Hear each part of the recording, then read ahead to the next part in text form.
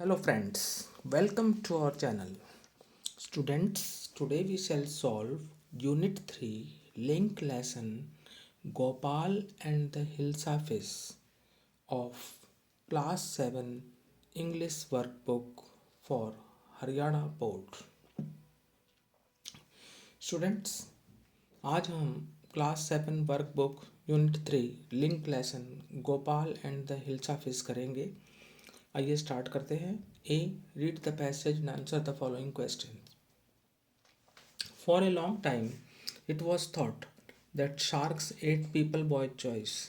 Now it has come to light that almost all attacks are accidents. The shark mistakes the human for its normal prey. Earlier, it was thought that once the shark scented blood, it launched into a feeding frenzy, which resulted in death. Now we know that almost 75% of shark bite victims survive. This is perhaps because it realizes that it has made a mistake. We have now realized that sharks are not villains but victims to victims in danger, if not on the brink of extinction, definitely on the sharp line of decline due to merciless killings. Now, questions. After reading the passage, we have to answer the questions. First one, what is the myth regarding sharks? Shark के बारे में मिथक क्या है? The myth is that sharks ate people by choice. मिथक ये है कि शार्क जो है पीपल को जो है लोगों को खाते थे by choice. Now question 2, what percentage of shark bite victims survive? Shark के काटे जाने पर जिंदा बचने वालों का प्रतिशत कितना है? Almost 75% of shark bite victims survive. लगभग 75% शार्क बाइट विक्टिम्स सर्वाइव करते हैं, यानी वो बच जाते हैं. Why is the author calling the shark victim in danger? लेखक जो है शार्क विक्टिम्स को जो है खतरे में क्यों बताता है? The author is calling the shark victims in danger because it is on the sharp line of decline due to merciless killings. The author is calling the shark's victim in danger because it is on the sharp line of decline due to merciless killing. Now, fourth one, find the opposite of the following words from the passage. यहाँ पर हमें जो है कुछ words दिए हुए हैं और उनके विपरीतार्थक शब्द हमें जो है पैसेज से ढूंढने हैं. ए हीरो. हीरो का मतलब होता है नायक. तो सीधी सी बात है कि विलेन होगा इसका अपोजिट. VILLAIN. ये हमें जो है मिल रहा है पैसेज में से. ये देखिए आप, ये विलेन है. उसके बाद बी पे आते हैं हम. लाइफ का मतलब जीवन, इसका अपोजिट हो जाएगा मृत्यु, तो वो हो जाता है आपका डेथ. उसके बाद आता है डार्क. डार्क का अपोजिट होता है लाइट, यानी प्रकाश. लाइट का मतलब और डार्क का मतलब अंधेरा, तो अंधेरे का क्या हो जाएगा? प्रकाश. एबनॉर्मल असामान्य, इसका हो जाएगा सामान्य यानी नॉर्मल. उसके बाद आते हैं हम सेफ्टी. सेफ्टी माने सुरक्षा, इसका अपोजिट हो जाएगा डेंजर. डेंजर आप देख रहे हैं यहाँ पर. तो ये जो भी हमने जो लिए हैं वर्ड्स, ये सारे के सारे जो हैं हमने पैसेज के अंदर से ही लिए हैं. आप ये डेथ भी देख सकते हैं.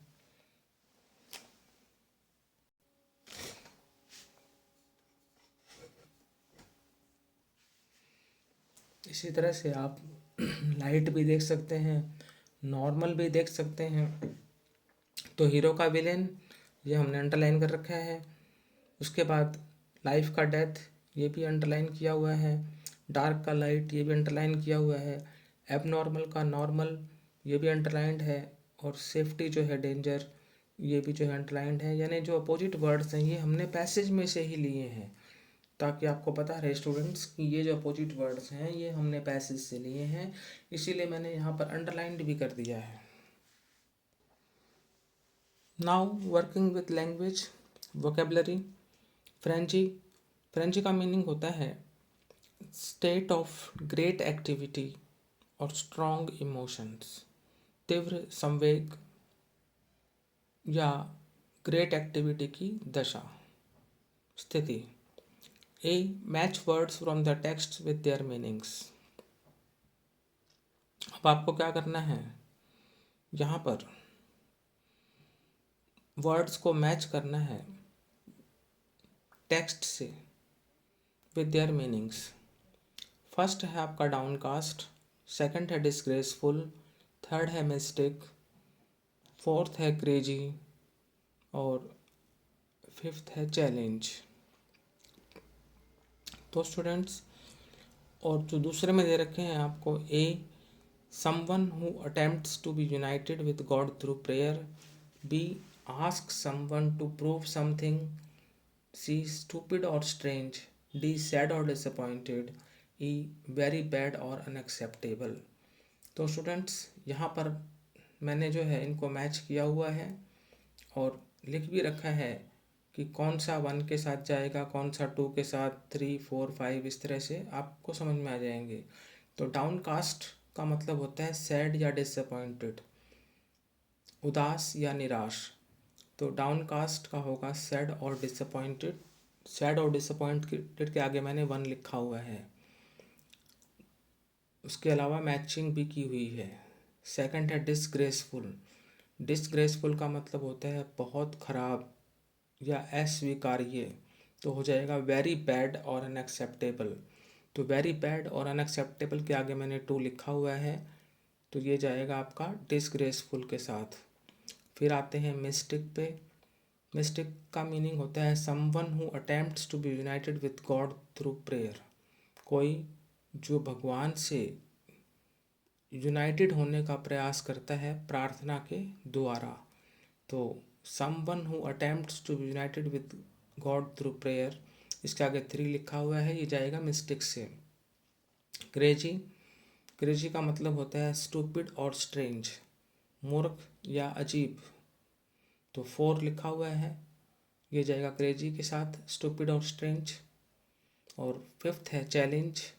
चैलेंज का मतलब होता है चुनौती। Ask someone to prove something, किसी को कहना कि कुछ सिद्ध करके दिखाए, तो उसको हम कहेंगे चुनौती। Ask someone to prove something 5 लिखा हुआ है, ये जाएगा चैलेंज के साथ में। तो हमने वर्ड्स को मैच किया from the text with their meanings. Now structure, grammar. Could is the past tense of can. It is used to express past ability and to make a polite request.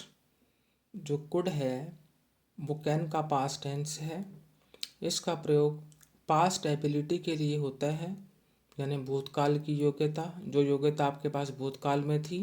and to make a polite request, और विनम्र प्रार्थना के लिए भी होता है। इसी तरह से कैन का यूज होता है योग्यता को बताने के लिए, यानी ये जो योग्यता आपके पास अभी भी है, वर्तमान में भी है। तो can is use to express ability. पहले कैन को ही देख लेते हैं। कैन का प्रयोग योग्यता को अभिव्यक्त करने के लिए होता है। एग्जाम्पल दे रखा है, आई कैन रन 5 किलोमीटर, मैं 5 किलोमीटर भाग सकता हूँ। That means I have the ability to run 5 kilometre. तो ये एबिलिटी के लिए यहाँ पर कैन का यूज हुआ है।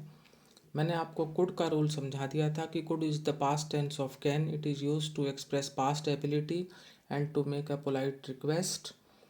आई could run 2 kilometre when I was 12 years old, कि जब मैं 12 वर्ष का था तो उस समय मैं 2 किलोमीटर दौड़ सकता था, यानी वो योग्यता 2 किलोमीटर दौड़ने की मेरे पास भूतकाल में थी। भूतकाल में कब थी? जब मैं 12 वर्ष का था। तो यहाँ पर पास्ट एबिलिटी है, कुड का प्रयोग पास्ट एबिलिटी के लिए हुआ है। Second sentence, could you pass the salt, said the guest to the host. क्या तुम सॉल्ट को पास कर सकते हो? किसने कहा? होस्ट ने कहा। किस होस्ट को कहा? किसने कहा? गेस्ट ने।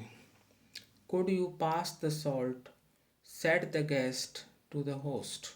क्या तुम नमक को पास कर सकते हो, यानी नमक इधर कर सकते हो, नमक दे सकते हो? गेस्ट ने कहा होस्ट से। गेस्ट का मतलब मेहमान, होस्ट का मतलब मेजबान। तो ये कहा मेजबान को गेस्ट ने। होस्ट का मतलब मेजबान और गेस्ट का मतलब मेहमान। ये मेहमान ने कहा मेजबान से। Could you pass the salt, said the guest to the host. तो यहाँ पर इंटरोगेटिव सेंटेंस है और पोलाइट रिक्वेस्ट के लिए यहाँ पर कुड का यूज हुआ है। अब A, fill in the blanks with can और कैन नॉट, कुड और could not. First, I dash think clearly when I am angry. तो यहाँ पर आएगा कैन नॉट। मैं क्लियरली नहीं सोच सकता जब मैं गुस्से में होता हूँ, यानी एबिलिटी ना होने के लिए कैन नॉट हो गया। She tried very hard but could not pass the examination. उसने बहुत मेहनत की लेकिन वो इम्तिहान को पास नहीं कर सकी। तो यहाँ पर कैन के पास्ट टेंस के रूप में जो है कुड का यूज हुआ है, नेगेटिव हो गया तो could not. Third, I could run a mile in 6 minutes when I was young. जब मैं युवा था तो मैं 6 मिनट में 1 मील दौड़ सकता था। तो यानी ये योग्यता मेरे पास पास्ट में थी। पास्ट एबिलिटी के लिए यहाँ पर कुड का यूज हुआ है। Fourth, she can drive a car. वह कार को ड्राइव कर सकती है। That means she is having the ability to drive the car. Fifth one, I can speak 3 languages. मैं 3 भाषाएं बोल सकता हूँ। दैट मीन्स मेरे अंदर एबिलिटी है 3 लैंग्वेजेस को स्पीक करने के लिए। और यहाँ पर जो ये एबिलिटी है ये प्रेजेंट की है। तो fourth sentence, she can drive a car. Fifth sentence, I can speak 3 languages. Here in both the sentences can is use to express ability.